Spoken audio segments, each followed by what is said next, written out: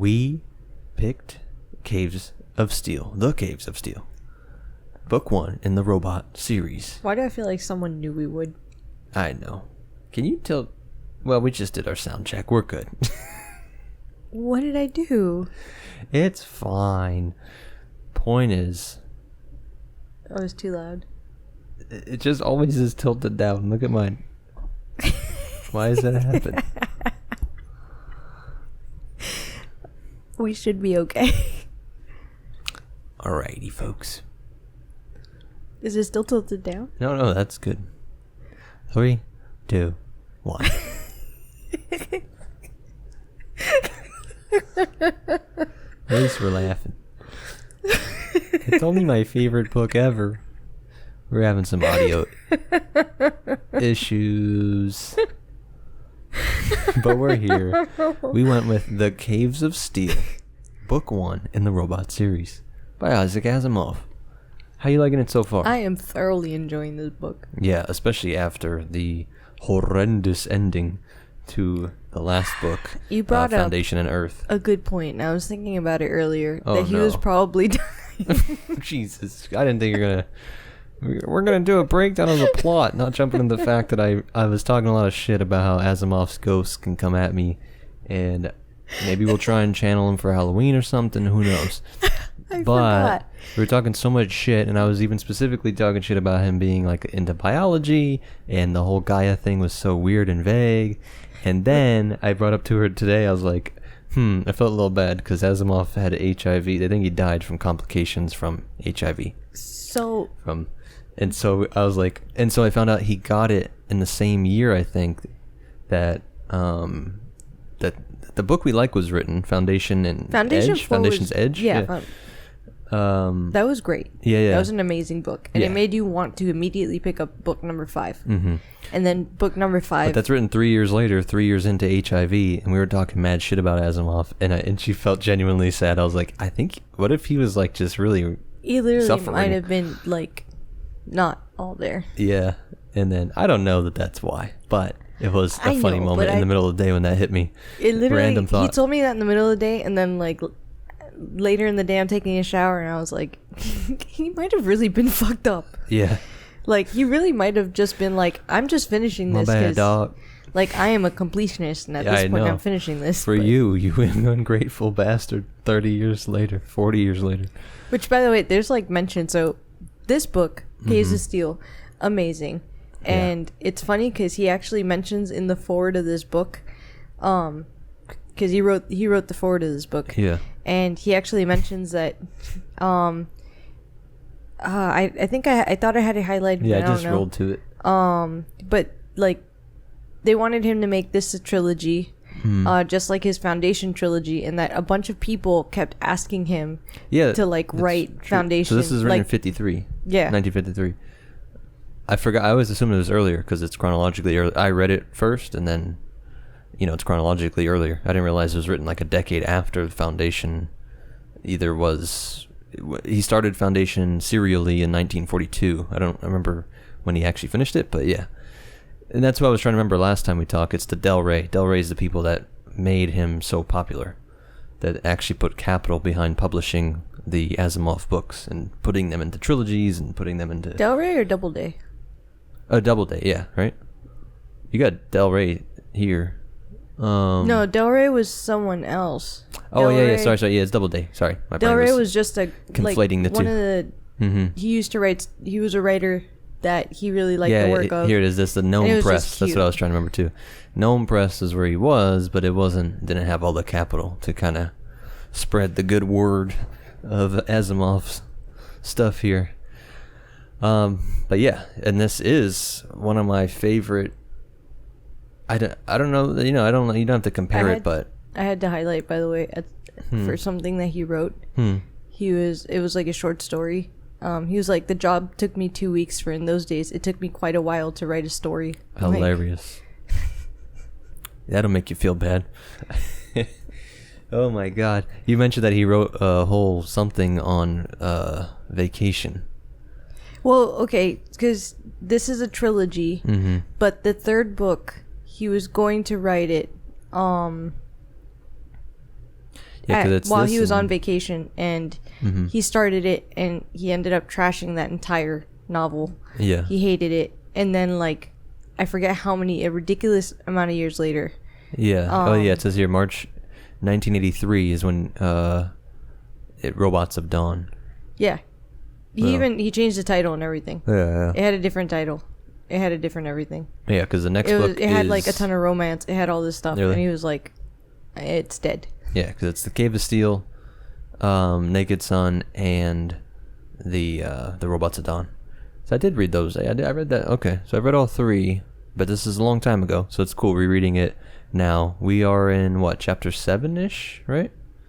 Yeah. We're always a little bit not in the 7. exact spot, but I read it a while ago, so it's funny. I'm saying I'm not gonna try and we're not going back and forth, off the air here about theories on who the murderer is and all that stuff. I'll let you go ahead. Started with the plot because I just mentioned the murder. This is essentially a murder mystery sci-fi book. Okay. You want to get into that? Sorry, I was looking for. All right, but I can jump into the. No, if you got something before that. I just really wanted to find where he talked about. In July 1958, the family was taking a 3-week vacation in a house at the shore in Marshville, Massachusetts, and it was my plan to get to work and do a sizable chunk of the new novel there. So this is the third one. Yeah. It was going to be set on Aurora, where the human-robot balance was to be neither overweighted in any direction, in the direction of human as in Caves of Steel, nor in the direction of robot as in the Naked Sun. What's more, the element of romance was to be much strengthened. I was all set, and yet something was wrong. I had grown steadily more interested in nonfiction in the 1950s, and for the first time I started a novel which wouldn't catch fires, because he mentions like all the other novels felt so like there was a fire. I'm assuming he meant like a fire within him to write it. Soul. So after 4 chapters, I faded out and gave up. I decided that in my heart, I felt I couldn't handle the romance, couldn't balance the human-robot mixture in properly equal fashion. So for 25 years, that was the way it remained. Neither Caves of Steel nor The Naked Sun died or went out of print. They appeared together in the robot novels. They appeared in a group of short stories in The Rest of the Robots, and they appeared in various softcover editions. For 25 years, therefore, readers had them available to read and I presume enjoy. As a result, many wrote to me to ask for a third novel. At conventions, they asked directly. It became the most surefire request I received, except the request for a 4th Foundation novel. And whenever I was asked if I intended to write a third robot novel, I always answered yes, someday. So pray for a long life for me. That's hilarious. That's a little fucking dark for his atheism and knowledge of the Bible and critiques of that, and seeing Yahweh as Punisher. He was pretty convinced the third novel was never going to be written, and yet in March of 1983 he presented Doubleday with the long-awaited third robot novel. It has no connection whatever with the ill-fated attempt in 1958, and in the name is The Robots of Dawn, because the other one was some other. It was going to be called The Bounds of Infinity. Lame. Your funny point was that this is how quick and good of a writer he is, that he was going to just knock a book out on vacation. Yeah, which sounds like an amazing vacation to me. Sizable amount of work. I always like having a little something cool to work on. I agree. Some creative project. I think if I was better, or like if I had stuck to writing, I probably would write on vacation. You can always get back to it. Who knows? We'll work it in. But anyways, let's get into the plot. Okay. We are on Earth. We don't have to look for it like our last series. No, we're actually on Earth. We're on Earth. It's about 3,000 years after modern day. Earth so it's kind of cool. 8 billion people on it at this point. So many people. Yeah, I know, right? About that, back then. This is really, people have been worried about overpopulation for over 100 years. How many people are on Earth right now? I think it's around that now. Let's see. Earth population. Yeah, 7.9. We're right there. All right. So there are 8 billion people, and they are like on the verge of starvation. Not entirely. That's an exaggeration. They would be but if not it wasn't really. For the micromanagement. They basically micromanage. Yeah. They ration food out. They Yeah, you're deep enough into this. I always word it as this is idealized, like best case scenario communism. Like everybody's needs are met. There's no like chaos. There's no violence. There's no great starvations. People have given up free will even to some extent. Yeah. I just went over that. That's cool. I just listened to that part. I hope I highlighted it. Yeah, we'll see. But that's how I always word it. There's no violence. There's no some of the great all of the bad things Soviet Union style. There's a ton of violence. Where? What do you mean? There's riots happening all the time. Well, yeah, but against the robots. Yeah. Yeah, I mean, but that's a new dynamic. I'm saying they've been living like this for a long time. Yeah, but you get my point. It's not people starving out entire, Ukraine regions. No, Stalin trying to kill off whole people, killing millions and millions of people. Mao killing off farmers and shit. Like, if there was violence to bring about this global, peaceful, it's post-scarcity, but it's not what you want. They literally have yeast. Like, he mentions how his dad, they grew up on, like, yeast he can mush. Still smell the yeast mush. Like, it's just, getting all of your nutrients. There's one part where he brags about his food. Like, he's like, yeah, I mean, you get everything you need. Nutrients, minerals, proteins, all your macros. To paint a picture, we're in the city of New York. Mm-hmm. But it's not the city of New York. So they call the old cities and villages, like, obsolete. This new city in quotation marks or actually our cities in quotation marks. Yeah, they're laugh new at our cities. Not like their city, what is now the city in New York, is this giant connected city that it's a cave of steel. It is. It literally is described that way. That was like one of the most highlighted things in the book. Like I forget how many people highlighted it. I mean, because this is the caves of steel. I mean, it's a cool idea that we emerged from the caves as ancient people.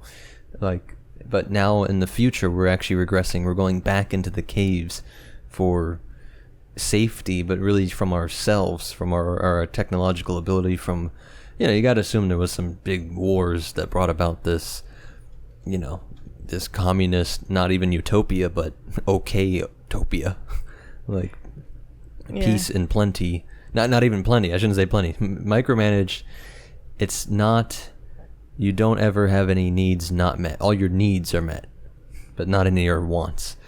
Each city became a semi-autonomous unit, economically all but self-sufficient. It could root itself in, grid itself about, burrow itself under. It became a steel cave, a tremendous self-contained cave of steel and concrete. Yeah. And he says he got the inspiration, that was also in the forward there, like, from New York City with the underground, with the subway system, and how advanced and part of buildings are underground, and you realize, like, one could just do this at a greater scale and, micromanage everything down there. Yeah. Like, even to the weather. It actually starts with him out. It starts, so, like, I mean, the biggest shocker in this first conversation between the characters that you're being introduced to is that one of them has installed into his house, into his office, not his house, a window. It's like a button he can press, and like a window will appear, because it usually looks like a solid wall. It's the commissioner. Our boy and Julius it catches Enderby. Our character totally by surprise, because this is like what they call a medieval, like medievalism. Or like an antiquity. Antiquarian. Like he's thinking, who wants to live like that? Like that's such a living like in ancient ways. And they like watch it rain, because people at this time, although they can live without sunlight, and like they basically go without ever seeing the outdoors or seeing, like they basically live these lives in houses or in buildings. Like New York is like one giant building, and like it's all just compartmentalized, and there's all these like it's the lower levels of 60 mile per hour tracks. Yeah, it really is. Yeah, without the crime. Like like it's a okay-topia. So it's a higher inner. You're like in between the lower levels and the you get your little nutrient packs a day. You get your great. There's no. This is great. This is great. Yeah, you're not gonna die of starvation or crime. So this is the city that we're in, and our main character Baley, his name's Elijah Baley, but everyone pronounces it differently. Oh, I know. He has an abbreviation to his name, Elijah. I say, because Elijah. Yeah. Abbreviated to Elijah. G-E, in my mind, is Elijah. She's referencing a thread I saw on people debating, going deep into how you're supposed to... It's L-I-J-E. But his name's Elijah. So there was Liege. You're supposed to say Liege. You're supposed to say Elijah. It was a weird thing. Like you said, how do you say it? I say Elijah. Yeah, that's fine. Because it's Elijah. It's Elijah. It's gotta be Elijah. But watching this stupid just debate like he has has hacked a my wife brain. named Jessie. Jezebel. Jezebel. Yeah. But you would not call her Jessie. Yeah. You would say Jessie. Yeah. So I imagine Elijah is Elijah. Mm-hmm. That's my mind. It's such a weird side rant, but there is some debate on this that even we saw. Baley calls Elijah in. Mm-hmm. He has this little like confrontation. No. Yeah, Enderby calls Baley in. Oh yeah, not his wife. And Enderby, which is the commissioner, his boss, the police commissioner. Yeah. He calls him in, and he comes into his office, and he's like, "Hey, I'm calling you in because, which I would like to point out a couple things about his boss. His boss has glasses, which are not like a thing. This is also a very antique kind of thing. And he's just gotten new glasses because his glasses disappeared. Mm-hmm. It's unknown what happens to his glasses. And he gets all touchy. And he's all annoyed. When he brings it up. He's now ordered 3 pairs to replace, so that in case he breaks one, he's got 2 backups. Yeah. One is none. Yeah, but Elijah makes a point of like he doesn't even know if his boss actually needs glasses or if he just likes wearing them, like, even the because style. It's a personality.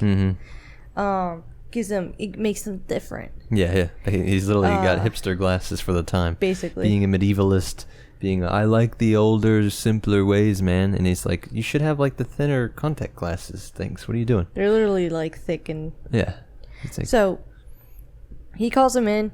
And he's got his glasses and his pudgy face and his window. And he's like, hey, Elijah, like, you and I went to college together. We were friends. Mm-hmm. I have a case that I need you to take both as a favor and as a way for you to climb up. I'm promising you, like, a huge promotion because on top of everyone living on top of each other, there's a rating, like a social rating. Of the people in the city. It's like the government scale. My mom was in post office, but even John with the academic stuff, there's G ratings, and he's a C5. But he's the big dog is he's C7? a C5, but like I guess the higher up the number, the higher up you are in the ranks. His dad was like in the top percentile. This is the detective we're talking detective, about. Our main Bailey. character Bailey. Yeah. His dad was in the higher percentile, like the top percentile of the city, because he was a nuclear engineer, I believe. Yeah. Yep. And like one of the plants had an accident, and he got what they call declassified, which is when like untouchable. You just lose your job, but not just lose your job, like you can no longer work in the city. You basically are only allowed to do labor work, and that's why I compared. I think he's no money. So his dad ends up, like, him and the family basically get exiled. His wife dies because she can't handle life. Yeah, died of stress. She died of a broken heart. Another Star Wars basically reference. Then his dad dies of like too much labor, and he has that flashbacks throughout, which are pretty cool. I think this is better written than this book is so well written than even maybe 4 and 5 of Foundation books. Yeah, at least 5. But it was weird. Like, I'm like, come on, man. I know I like this book. I see why this is like one of his most known works. Yeah, so I'm glad it's not me just being biased or like nostalgia that I like it. But I'm like, come on, man. Even those little flashbacks it's got nice. A great pace. Even the characters are so realistic. The way they talk to each other. Like, yeah, that guy shit was so flat. There's this funny tension between Baley and Enderby because they were in college together, and Enderby just happened to score higher on his like, what would you call those tests? They're like, it's like an aptitude test. It remind me of Psychopaths. I think Psychopaths. It really is so much like Psychopaths, where you take a test and it tells you like what you're gonna qualify for, how many kids you can have, like. Yeah, literally, how many kids you have is tied to your IQ and probably your job and your income and your genetics. Yeah, well, yeah, for sure that, which is hilarious that they're gonna shit on the Spacers for doing something similar. We'll get to that in a minute. But So there's this like weird tension because they were like, imagine you're in class together with someone and then they like surpass you and you're still like, he's like, I'm still just a C5 and he's already commissioner. But this guy, he'll bring up that they were in college together and he remembers and he's trying to throw him a bone. That he's got this huge case that will really elevate him. Yeah, basically. It really does have like the kind of vibes. Remember again, this is written in the 50s. So like you're just thinking like some smoke in an office. They don't. I mean, yeah, he does smoke. It sucks because he's like paid. Like, well, actually, he smokes, but Enderby doesn't. No. Around Baley doesn't smoke. I thought Baley smokes. He does. Okay.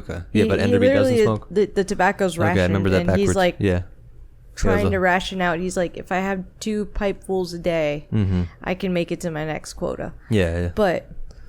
And it always gets more expensive. That was such a funny line of inflation. Has He's like the price has always gone up. He never remembers the price going down. Yeah, price has always gone up. Price has never gone down, and rations have only gone down. Go down. Yeah, price goes up, quotas go down. Anyways, because it's like one of the only crops left, and even that Earth is struggling to. Yeah. That's the state of produce, I guess, but there's so many little details I love. I know, that's like why that triggered the thought of that weird meat. But go that ahead, they this is gonna be eat, free flow. Because it just triggered because there are chickens and stuff, but it's like you're kind of shunned because Baley's wife used to be a dietitian, and at some point later in the book, after this conversation, they sit down for dinner as like a family. And they're gonna have it has a weird name. Zelamite. Yeah, maybe. Zelamite. Yeah. And it's like Vegemite. Like their kid's like, why can't we have chicken? And she's like, because we'd be shunned. Yeah. By who? By society. Because like that was in their house. No. Which one was there? I know there's one time where they sit down there. They are sitting in the house, but because you have to pick this food up from the kitchen. Yeah, that's true. Like the thing is that it's seen as luxurious and excessive. To give you an idea what this society is like, you no longer have kitchens and bathrooms. Like all you have in your house, we gotta find it, is your bedrooms, your living room. You might have like when he got promoted to C5, they got a room, like they got a wash basin in the room. So I guess you can like brush your teeth there. Yeah, like a sink. Yeah, they have a sink, but not a bathroom. But in order to use the bathroom, you're really going to what they call like the personal, which is their like a communal bathroom. When you're gonna go eat, you're actually only allowed, like as a C5, they're allowed to eat in their home privately 3 times a week. Every other time they eat, they have to go eat in the kitchen. Like if you want to go sunbathe, you don't have somewhere to go, and only certain people of certain ratings are allotted time.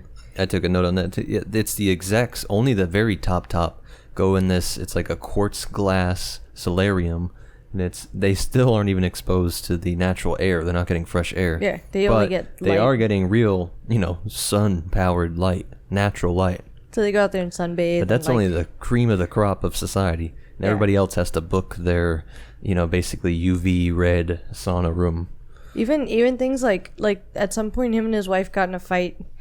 And like instead of her just like scrolling TikTok or like watching Netflix at home and just not talking to him, just like cooling off that way, she had to like go and she used their quoted like basically like movie time and she kept just going from movie to movie for like hours. She like ran through his movie credits. For like that. So I guess for the rest of the month they just had to like stare at each other.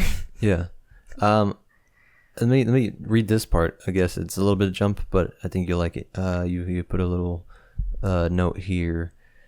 Home industry gave way to factories, and factories to continental industries. Think of the inefficiency of 100,000 houses for 100,000 families, as compared with 100,000 unit section. So don't have single family homes, just have giant towers of condos. A book film collection in each house as compared with a section film concentrate. Independent video for each family as compared with video piping systems. For that matter, take the simple folly of endless duplication of kitchens and bathrooms as compared with the thoroughly efficient diners and shower rooms made possible by city culture. more and more the villages, towns, and quote cities, like she said, New York City. It's not a real city in their eyes, but the cities of Earth died and were swallowed by the uppercase C cities, the proper cities. Yep. So again, it's this, like you said, they don't have their own bathroom. They don't have it's just inefficient. Why do you have a bathroom in every single house? Which is hilarious that this is science fiction and this should be scary to you. But I see this online. This is a huge European thing that they shit on Americans for. Look at you guys, how stupid these, your little city planning is. Your little streets with everybody has to have their own little lawn. Like, really, you all need your own private house? I literally see this argument on Instagram. So currently. My sister lived in Japan, Mm-hmm. and there are literally just still places that have communal bathrooms, like, Yeah. not Dormitory. necessarily, but like, yeah, it is very dormitory living type. And especially some of the, like... And that's why we're going to inherit the stars, folks. Because I'm like, come on, man. There is apparently, this is this isn't from the book, but I read something that said that Asimov himself didn't even consider this world that he was painting as necessarily, I don't know, to be hated. He didn't think this was such a horrible living. And I don't see how that's true, though. He was trying to I read that in an anonymous post, so I didn't actually hear Asimov say that. But I'm like, come on. But he's not being pro yeast gruel. I kind of believe it, though, because he talks about the reason he jumped into sci-fi in this forward of this book. Mm-hmm. He talks about the reason he jumped into this and the robots was because he felt like there were so many stories about robots and none of them were sympathetic towards robots. Yeah. It was us. Yeah, that was me. Yeah. Not me. He mentions the World Wars, like, technology being seen as the bad guy, and he's like, that's such a silly way to look at it. Like, we need all this tech. This is all good stuff. I know we used it for evil. Nuclear devices are the greatest example. All this debate over climate change and fossil fuels. It's like one of the greatest, strangest things is the hatred of nuclear energy. It's clean. It solves so many problems. But the bigger, deeper point that people don't bring up is that it's because you can more easily convert it into nuclear weapons. So maybe we don't expand that out everywhere. It's not just about meltdowns. People think it's always just about nuclear meltdowns is the threat. It's that other countries are going to get nukes if you go around spreading nuclear tech. So that might be one of the reasons why there's been a little bit of stagnation since, the 70s and all that. By the way, just to give you an idea too of socially where I was talking about you have to kind of intermingle. Like his wife makes this point. She says, that she wanted to do a little private feast, though I do think that people who overdo their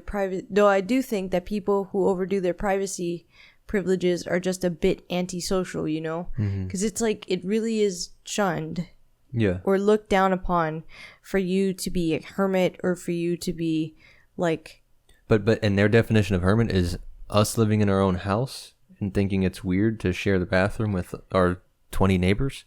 That is antisocial. That's as strange as living off in the woods. But not just that. So there's also we have a scene where Baley goes to use the personals because they get really packed in the afternoons or the evenings, and he wants to take a shower before he goes in to let him and another character, Daneel, our robot, will get to him. Yeah, they're gonna be working a case, so they want to have like the afternoon to work together, or like the evening.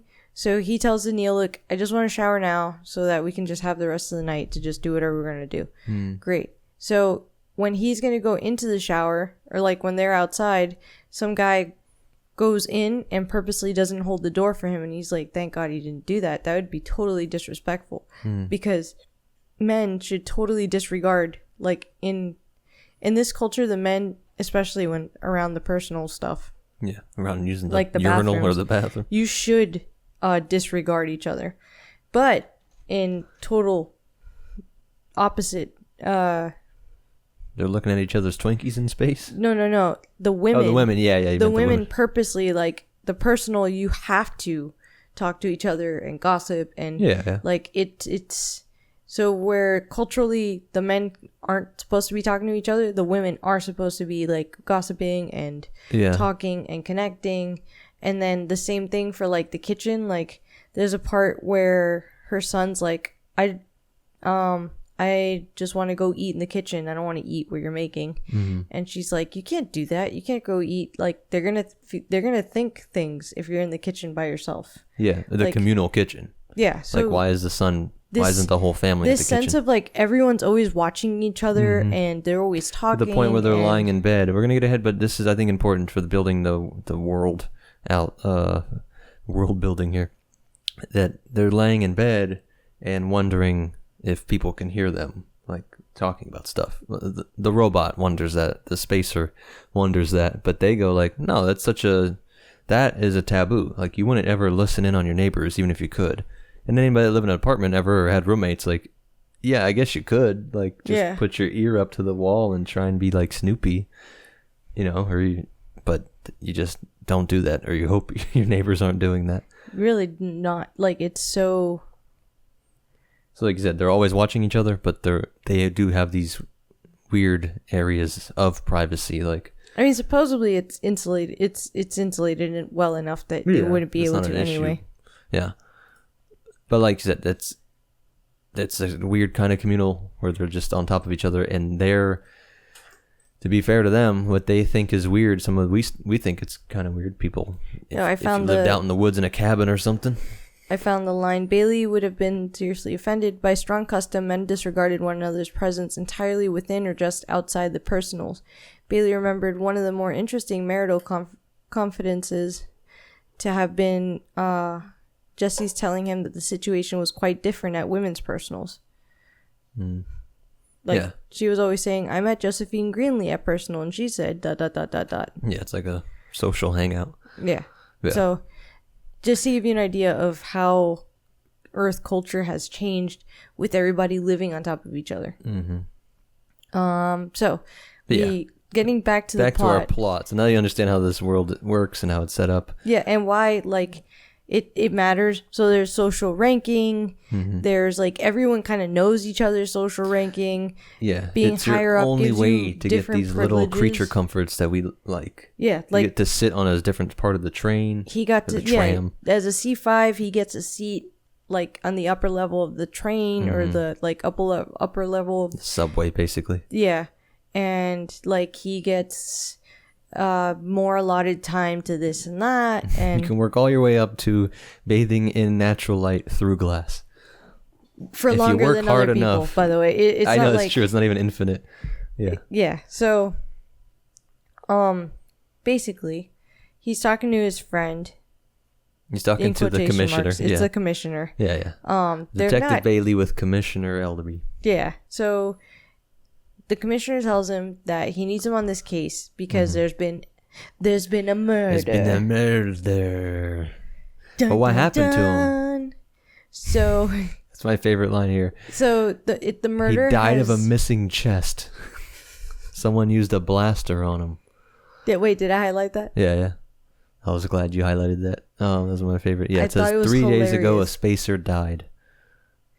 Yeah, and he was like, great. Did he die of disease? Because we find out that on top of all this social stuff happening within Earth, there's on top of that, the spacers. Yeah, but it's the relationship between the spacers and the Earthmen, as they call them, is complicated. And not great. It makes for a great book, I'll tell you that. It's rocky. Yeah. The spacers... well, they'll get into that. I don't know if you get to that part, but... Well, I think let's introduce the idea of spacers for anyone that doesn't know Asimov's world. Sure. So, the spacers were basically literally people that live on other planets. So, Earth has sent out people to colonize 49 other planets and other that part than themselves. was violent. That part of history was violent, they mentioned somewhere in here. There's a bunch of violence in this book. Yeah.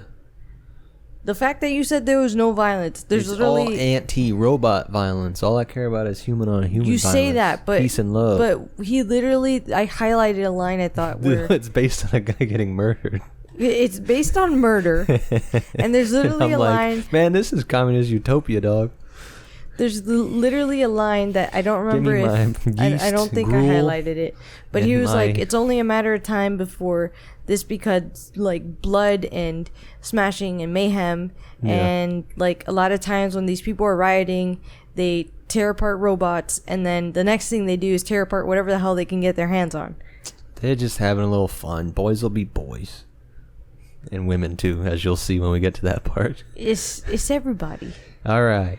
So there's a little vibe. What murder? But murder is, I have to admit, murder is kind of it's exceptionally rare. It really is. It is rare. So the blah, bland, and gray, for it to be a spacer Okatopia is a huge deal because you find out that not only are the spacers out there, but they have split off from Earth, and they become so they don't superior. See themselves as Earthmen. Lowly Earth people. Like, so now there's like a superiority there. Simple-minded, stayed at home. They stuck at home, their home village. No, there literally was a war that there was something, I think they call it the Great Rebellion or something. Yeah. And they literally just fought with Earth. Mm-hmm. We also find out like, they destroyed the ships. I don't know if you're gonna. Is that what you're thinking of?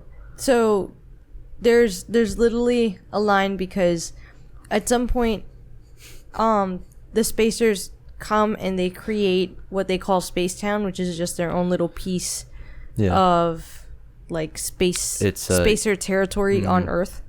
And it's like a dome. Their own little government, their own little it's like protection. An Indian reserve, but it is. It's and it has like is it a physical dome? It's an energy wall, right, or something? I forget how the dome is described. Literally, I don't think it can't be it's not a.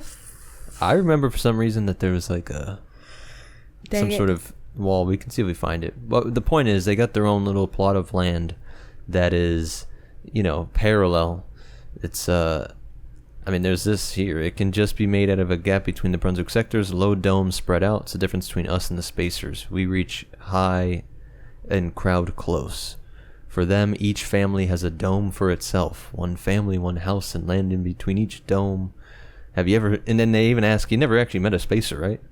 Bailey's never met a spacer yet. I don't know if Bailey's met him or if he just doesn't.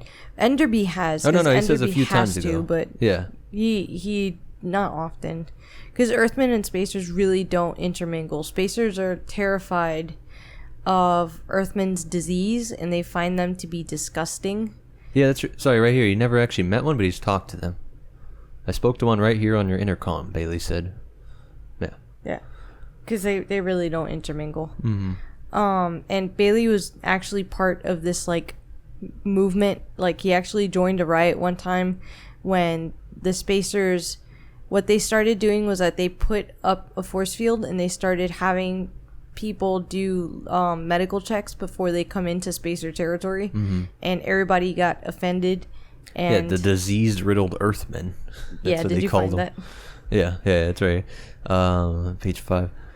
Disease-riddled Earthmen, because it makes sense. And he's playing with, you're going into space. You're going into, how much precautions they take when going up to the space station. You don't want to bring anything with you.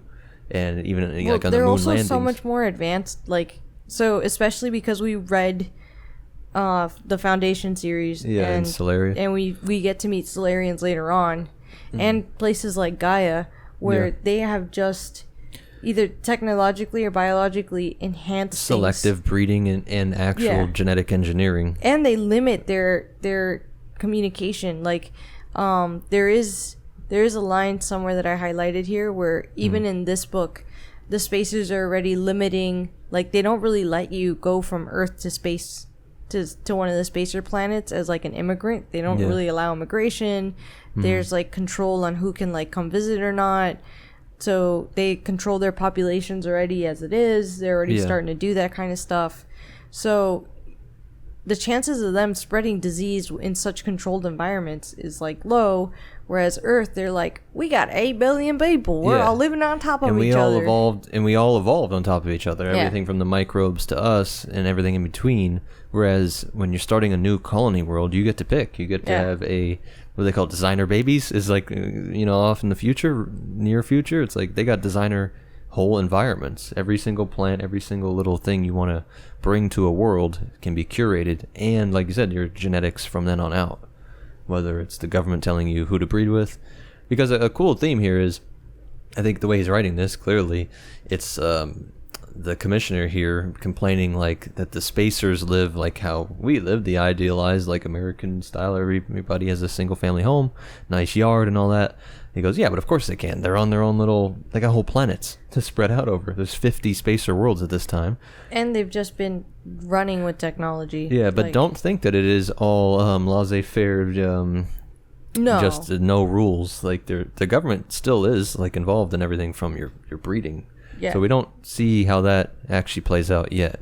I mean, and if that's universal across all 50. We're also getting a like Earthman perspective. In quotation marks here, where because you're really mainly following Baley, so you're really hearing a lot of Baley's thoughts. Yeah. You don't really go into Daneel's head, which and that's the character that's from the Spacers, but he's a robot. Yeah. So you're really only just getting Earth's perspective.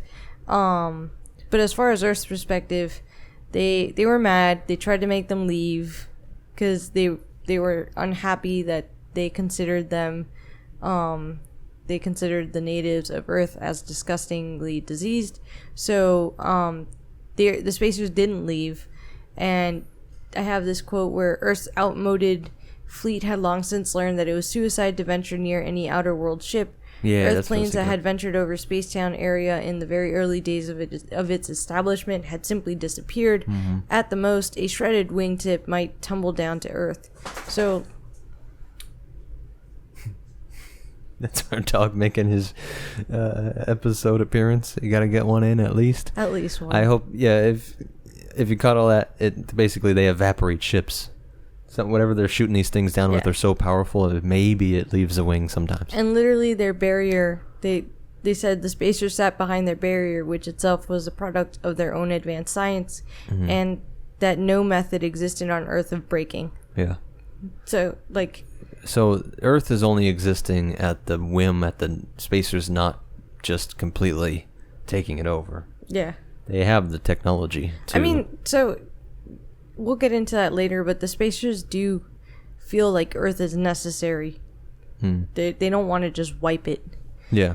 Wipe it down. But the whole cool plot here is the turn is but that... a Spacer has been killed. Yeah, a Spacer was killed. In the Spacer, like, nobody can get in and out. This is a hermetically sealed little the Spacer was colony killed, though, here. Within space. Yeah. He's killed in that space territory that like is supposed to be. But this space territory falls within the city limits. Yeah. But it is their little bubble. Their little protective little bubble. This is like an international incident. Like, what do they call it? It's an interplanetary emergency.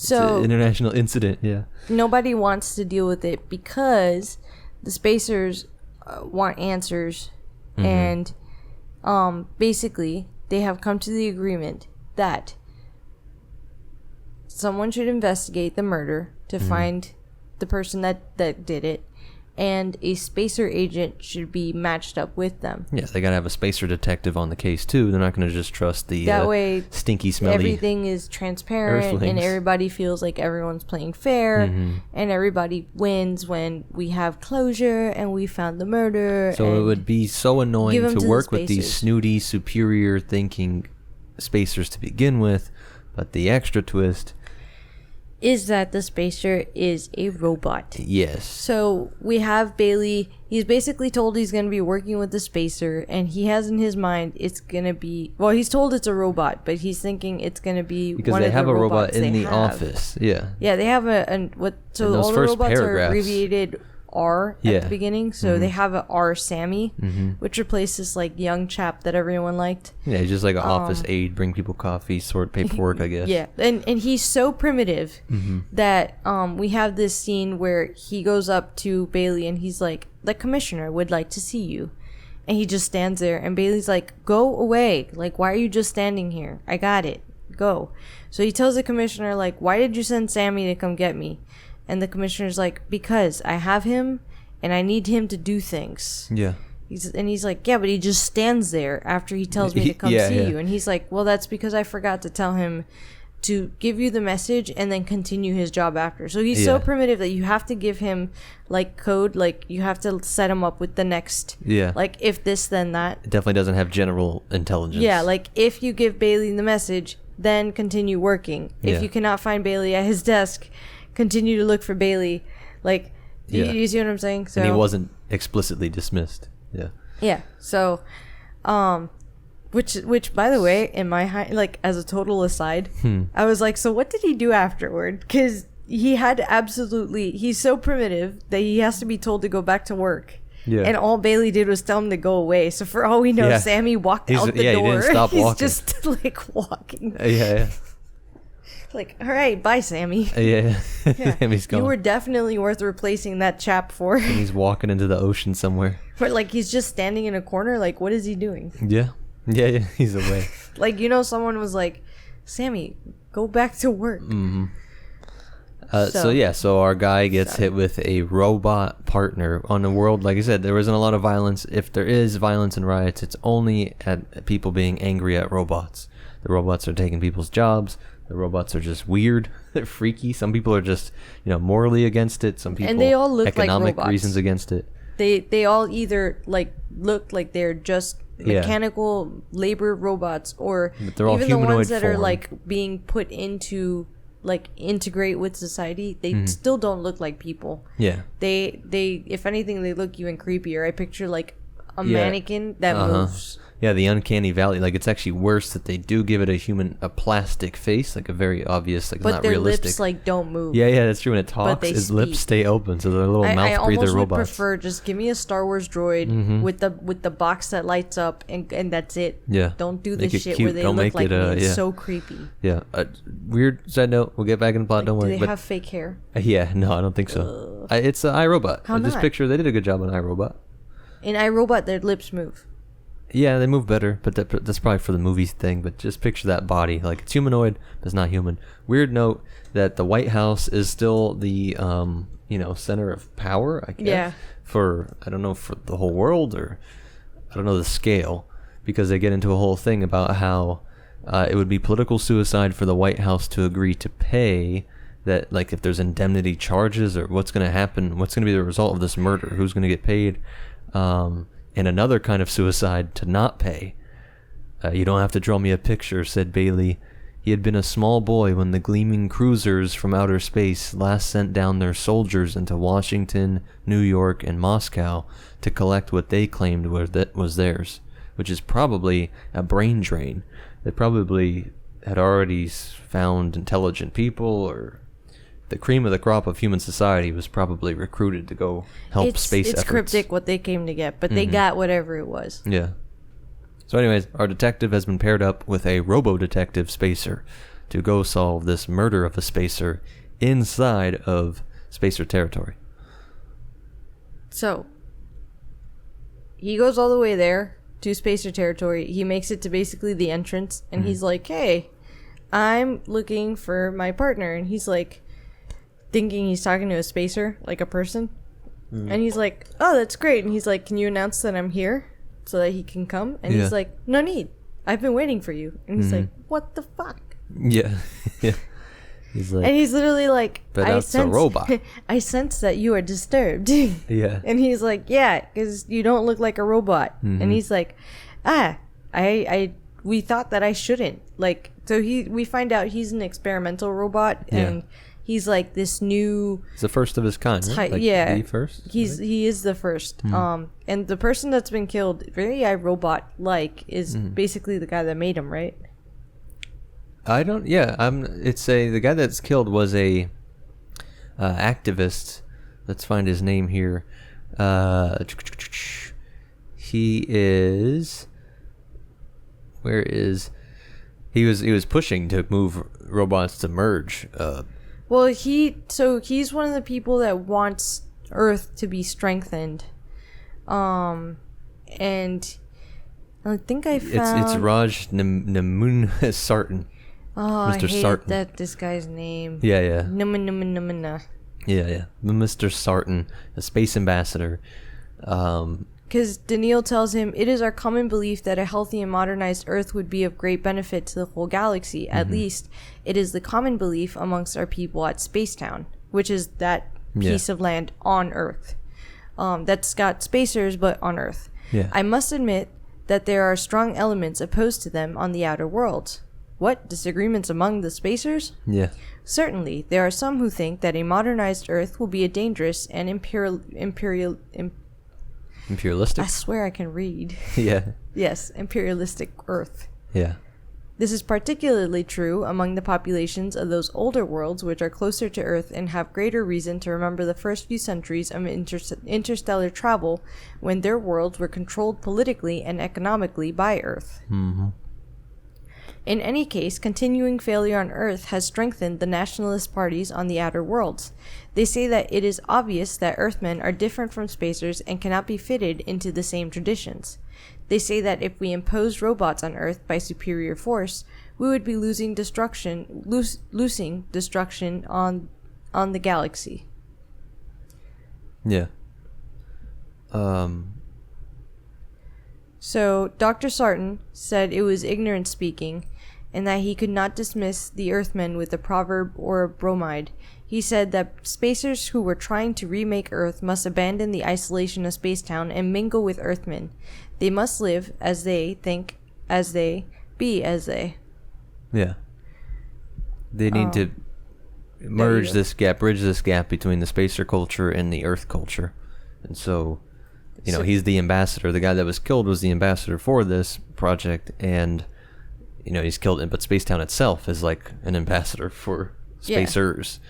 So, but everybody hates them.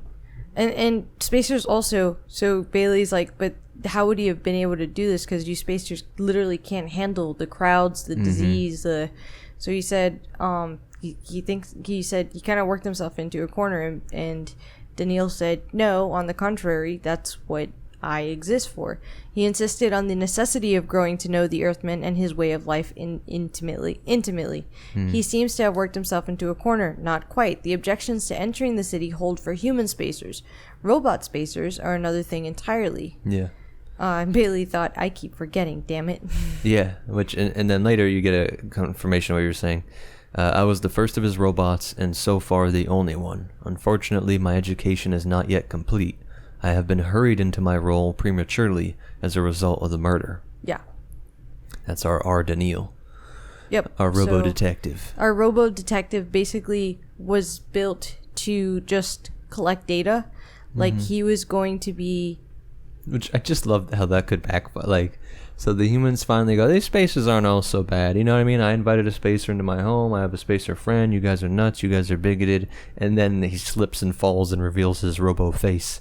And it's like the horror of that. Like, that could have just crazy backfired to make them be like, all right, these spacers are duplicitous. These guys sent a robot into our midst that looks like a human so that we could bond and become best friends with what we thought was a spacer. We thought we were, extending an olive branch to these bad guys, and they're a goddamn robot. Yeah. Oh yeah, and that's where you get into sci-fi too. Yeah. Sci-fi. The because carbon and iron, carbon/iron, the atomic Fe being iron. So sci-fi is when you express a culture that combines the best of the two on equal but parallel basis. Sci-fi.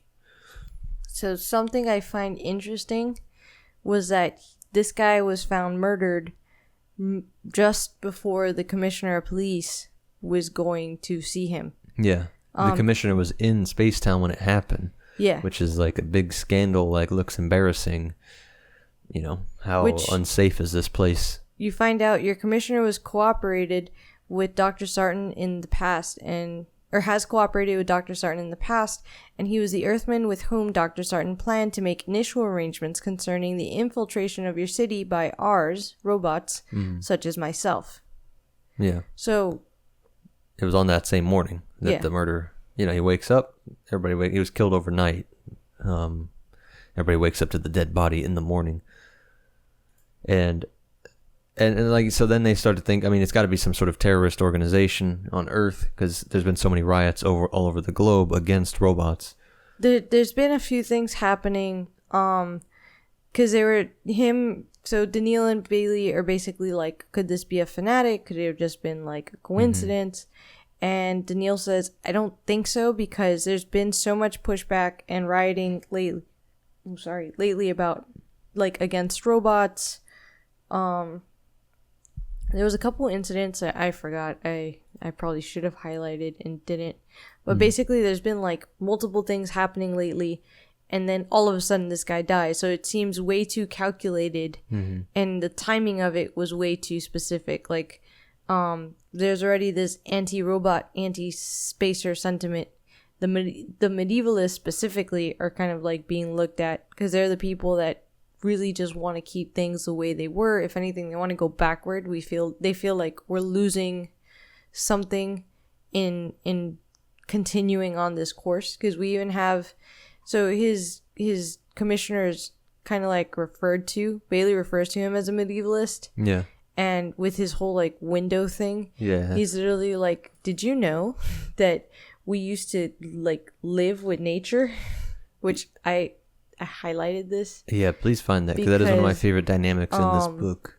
He also, you have to remember that this medieval guy is referencing New York, our New York. Yeah, our New York is when people, think back, oh my God, I wish I could have. You see this a lot now too, at least on my Instagram. It's a dude in trad shit and getting back to, man, how peasants lived so good in the actual medieval ages. Like, we could just have a cool little house in the woods and you till your little farm, and that must have been such a good life. Well, that's how he's thinking, reminiscing about the good old days, the simpler, easier, more tied to nature days of living in New York City, in our day. I have it. It goes, in medieval times, people lived in the open. I don't mean on the farms only. I mean in the cities too. Even in New York, when it rained, they didn't think of it as a waste. They gloried in it. They lived close to nature. Yeah. It's healthier, better. Yeah. I just think it's hilarious to think of New York like in our being connected with nature. Yeah. A city that is, we're the citizens. Like, you just hear some, hey, get the fuck out of here, fucking rain, you fucking yago rain. I'm merging with a Boston, I imagine. But all that stuff is got to be so odd, for like his wife mentioning how everybody's looking at you and everybody's, oh my God, you're social. Like, it's weird because it's, sci-fi socialism, but it is have like the very church Sunday, everybody's in each other's business, supposedly, like everybody knows, oh, he didn't show up today. The girls are all gossiping. Oh, this one's not dressed up well. Oh, that, yeah. Like oh, everybody's did you in each notice, other's business. Like, they're like, oh, you can go eat in the kitchen by yourself. But for the commissioner to have, I don't know, that's got to be weird as hell. Like, all these putting the window, the glasses thing, the talking about how nice it was back in the day. He's literally a medievalist. So you have to think the medievalist group is him. Mindset. Yeah, like it's like a philosophy. Mindset, it's not like a group. And they might even be more exaggerated than him. Yeah, there's got to be something. Like I said, there's people literally that are romanticizing the Dark Ages. I know that's an inaccurate term, but the time when we were living the medieval ages, where you could have just been tilling fields all day. Like, that's the good life. The people that are stuck at their shitty job on a computer, and they hate modern life. In a funny way, another reason Daneel might be thinking this has to be a medievalist is because, so there's this whole like, they were told about how there was all these riots and all these things happened, but no one actually made it through the barrier into Spacertown, right? Yeah, they've... So, and the entrances to Spacertown are all extremely controlled. One thing that's not mentioned is that the city of New York is like this new New York.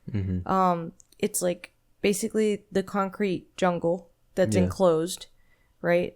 The Cave of Steel. Yeah. And then surrounding it too.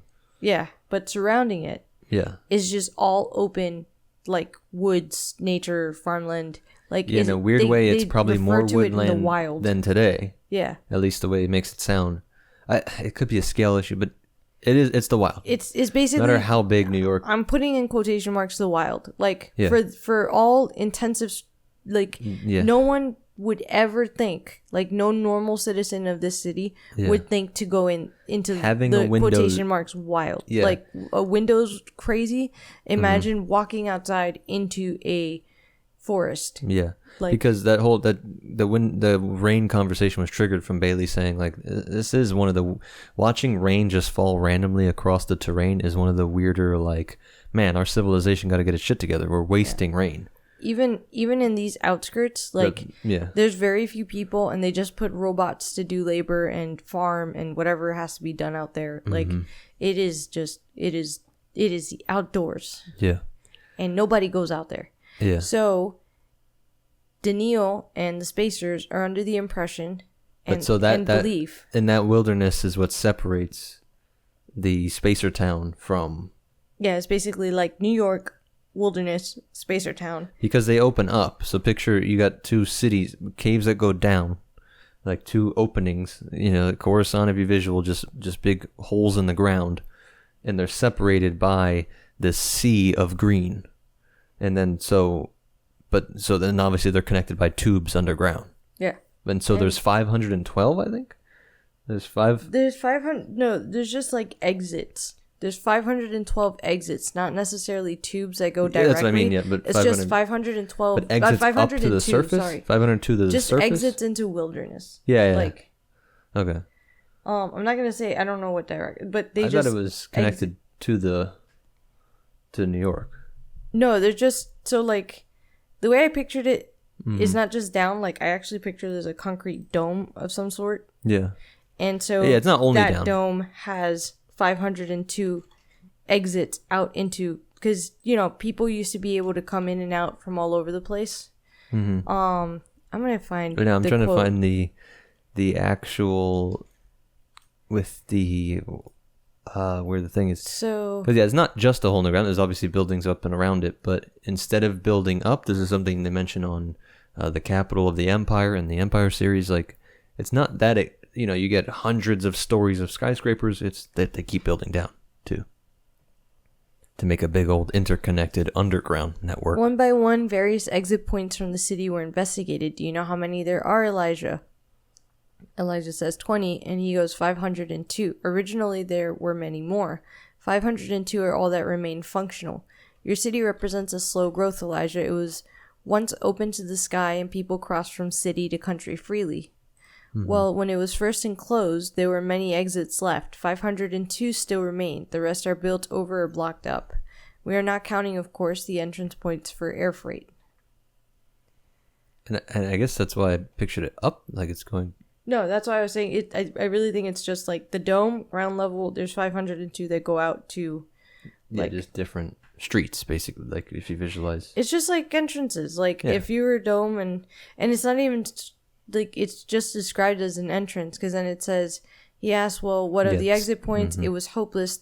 They are unguarded. Oh, she wrote, baby cam alert, baby cam pause. Christ. Keeping an eye on. We are back from baby break. Everything's good. We were talking about the design of the city. It's domed over. I was comparing it to the streets because I was just reading now that, like, I know what you mean. Like the dome, the holes could be all over the dome, all over the surface. Well, no, I was actually thinking like so. There's the dome. The dome's. Yeah, on top. The city goes under and whatever, and then there's just entrances. Okay, yeah, on the surface, not in the sky. Yeah. Okay, because they mentioned sky, like taking in sky deliveries. But the whole point is that any man could have walked out of any of them at any time and returned at will. He would have never been detected. And he wouldn't have been picked up by any of the robot trucks or robots that work on the farms. Any of the things that might have been in the wilderness, because they don't really work like that. They're so simple. It's not like you can talk to them. Think of Sammy being so primitive, so these guys are even more primitive. They're literally, all they do is labor. They have... Yeah. They're really not just going to machines. Register. Actually, Daneel just says they were basically like they tried to. I have it here. The robots on the truck farms were quite useless as possible witnesses. Yeah. They are little more than automatic farm machinery, scarcely humanoid, and there were no humans. Yeah, it's the difference between C-3PO and a Roomba. Yeah, basically. So Bailey's basically like, so you think a person like went out into the wilderness and walked over there? Yeah, that's as crazy to him as anything else. That's a utterly crazy theory that an earthling would trek it out through the woods. Yep. That's a pretty good distance. It's unthinkable. So the man must have come cross country like you. He said impossible or perhaps unthinkable. Yeah. Sorry, I was looking at it. So that was Daneel. He had said that's what the commissioner had said when they presented that idea to him. Okay. It's so funny. I wanted to read this too. That this is when they go. So from there they go to meet his family. Want to talk about that next, right? Is that where you wanted to go? No, this is actually after they meet the family. This is like them exchanging information. Daneel asks, like, so as far as order operations, we have Baley being told at the beginning by Enderby that he has to go, the commissioner, that he has to go pick up the spacer and start this new mission, this new case to figure out who murdered this spacer. He picks up Daneel. He goes on all these moving conveyor belt things, picks up Daneel in Spacer Town. As they're heading home, they see commotion at a shoe store. Oh my God! We passed right over the shoe store thing.